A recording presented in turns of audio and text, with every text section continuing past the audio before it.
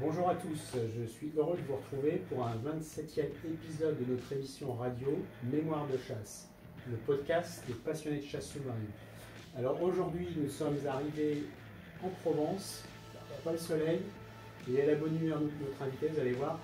Nous sommes dans les Bouches-du-Rhône, sur La Ciotat. Notre invité du mois, je vais vous le présenter. Il est né en 1941, il va avoir 83 ans. Il est basé depuis tout le temps près du port de plaisance de La Ciotat. Il a vu passer des générations de pêcheurs sous-marins, dont quelques-uns des meilleurs chasseurs sous-marins français. Cet invité en fait spécial, c'est le club de GPES, le club emblématique de La Ciotat, qu'on va vous présenter aujourd'hui. Et puis pour parler de ce club, on a un autre invité en fait.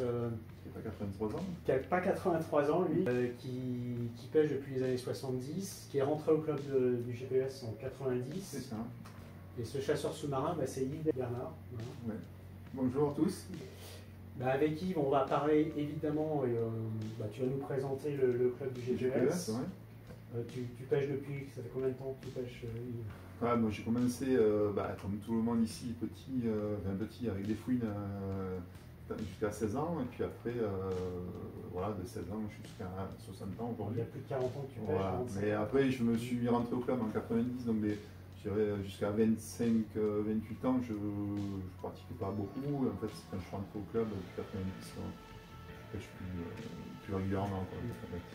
Donc le GPS, c'est le groupement de pêche et de sous-marine, en fait.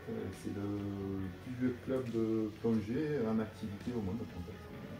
En 1941, donc 83 ans. Ouais. Alors c'est pour ça aussi qu'on voulait vous présenter ce club du GPS, pour découvrir le fonctionnement d'un club, une section de pêche sous-marine. On a eu le représentant de... Ouais, il y en a qui m'appellent le président, mais je ne suis pas le président. Pêche sous-marine. Je suis responsable de la section pêche sous-marine. En fait, le président, c'est Marc Manoli, qui a remplacé le président d'honneur, qui est devenu président d'honneur, Jean Bart, qui a fait ça pendant 40 ans. Donc moi, je m'occupe de la section pêche sous-marine. J'ai pris la suite des anciens. Le dernier, c'était Vincent Jiménez, avant il y a eu Philippe Daniel, de Solaire. Voilà, donc je crois que je fais ça depuis 5 ans. Et alors on va aussi vous présenter des zones de pêche sous-marine ici à La Ciotat. Je crois que tu connais La Ciotat comme ta poche. Tu peux nous parler de quelques zones. Les zones, surtout parler des zones qui sont accessibles pour ceux qui n'ont pas de bateau, donc du bord. Donc sur le golfe de La Ciotat, mise à l'eau de terre, ou alors les zones qui nous permettent d'aller sur l'île verte, en fait, depuis le départ du Mugel. Voilà un petit peu tout ce qu'on peut trouver dans le golfe, voire même aller jusque dans la zone des pierres tombées, c'est vers les falaises en passant par la canne de Figuerolles. Voilà, donc c'est des zones sympas. Le poisson n'est pas facile, mais c'est des zones sympas. Donc voilà, quelques mots pour vous expliquer tout ce que vous allez découvrir dans ce podcast.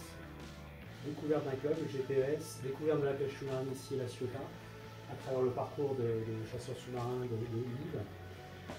Ce podcast, on l'a intitulé naturellement Découverte du GPS à La Ciotat, le plus ancien club de pêche sous-marine au monde, avec Yves Bernard.